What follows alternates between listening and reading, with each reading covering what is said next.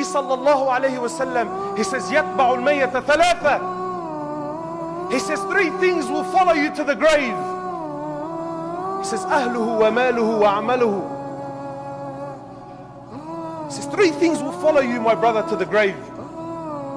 He says your family, your wealth, and your a'mal. He says 2 things will come back and only 1 thing will remain with you there. Brother, paint it how you want. This is the reality, because Rasulullah sallallahu alaihi wasallam la yantiqu 'anil hawa. He doesn't speak from his own vain desires. Rather, what he speaks is revelation from Allah. And you try this. I've tried it many times when you go to the funeral. And I remember asking myself, how does your wealth follow you to the grave? So I remember one time, someone in the area, no need to mention names, some big timer, was shot. And naturally, at the mosque, all the boys, all the tats, all the big gold chains, the Gucci hats, the Lamborghini Gallardo parked outside. And this all followed him to the grave. The money went.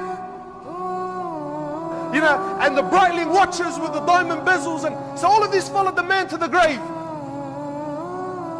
They buried the man. 20 minutes later, everyone's walking away. And sure, where are we going to go eat? What are we going to do? The family sat there, made dua, a couple of tears, walked back. And what was he left with, my brother? Nothing! He was left with nothing. He was left with his a'mal. If he did good, he will verily see. And if he did bad, he will surely see. My brothers, the love of this world, wallah al-azim, it's crippling us. This heart, wallahi, I went to Hajj this year. Alhamdulillah, I've been on deen for I don't know how long, and in and out, and lessons, and sitting with mashayikh, and whatever have you. But even on the day of Arafat, I struggled.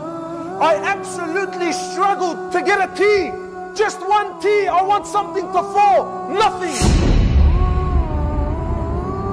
Because this heart can only take so much. And this heart, instead of filling it up with the love of Allah, I filled it up with the love of this dunya. So I'll give you an example. I want you to imagine now one of the brothers bought a Mercedes-Benz, bought a brand new car, whatever it is, bought a brand new car, parked it in the driveway, and next morning, the car's gone.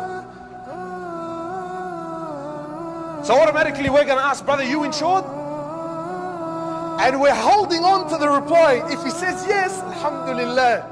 If he says no, your heart is going to burn.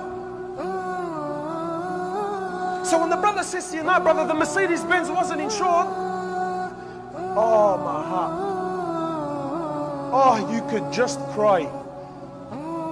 But the brother's been missing Fajr for 10 years and you haven't moved an inch because of it. Rasulullah sallallahu alaihi wasallam, he says, not Fajr, forget Fajr, he says the sunnah of Fajr, the sunnah, those 2 rak'ah, is worth more than the world and what it contains. And the ummah is missing it day after day, day after day. No problems. It's only sunnah.